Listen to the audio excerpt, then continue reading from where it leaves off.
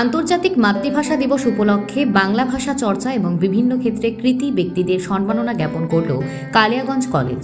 শনিবার কালিয়াগঞ্জ কলেজ অডিটোরিয়ামে অনুষ্ঠানের আয়োজন হয়েছিল। কলেজের ভারপ্রাপ্ত অধ্যক্ষ ডক্টর বিপুল মণ্ডলের নেতৃত্বে এই সম্মাননা জ্ঞাপন অনুষ্ঠানের সূচনা হয়। ছাত্রছাত্রী ও অধ্যাপক দেবাশিস ভৌমিক, পবিত্র বর্মন সহ বিশিষ্টজনেদের উপস্থিতিতে প্রাণবন্ত হয়ে উঠেছিল মাতৃভাষা দিবসের এই অনুষ্ঠান। সারা বিশ্বে 7ম স্থানে থাকা বাংলা ভাষার জন্ম নিয়ে তথ্য সমৃদ্ধ মনোজ্ঞ বক্তব্য পেশ করেন বিশিষ্ট ইতিহাস গবেষক তথা কালিয়াগঞ্জ কলেজের প্রতিষ্ঠাতা অধ্যক্ষ বঙ্গরত্ন হিমাংশু কুমার সরকার। এ বিষয়ে কলেজের ভারপ্রাপ্ত অধ্যক্ষ ডক্টর বিপুল মণ্ডল জানান,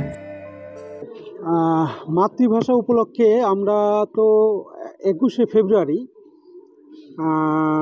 করতে চেয়েছিলাম অনুষ্ঠানটি, কিন্তু গৌরবঙ্গ বিশ্ববিদ্যালয় পরীক্ষা পড়ে যাওয়াতে সেই দিন আমরা করতে পারিনি। তবে সেই দিন আমরা প্রভাত ফেরি অনুষ্ঠান করে আমরা যারা ভাষা শহীদ ছিলেন তাদের প্রতি শ্রদ্ধার্ঘ্য অর্পণ করেছি সেই দিন, এবং মূল অনুষ্ঠানটি আমরা 22 তারিখে অর্থাৎ আজকে করছি।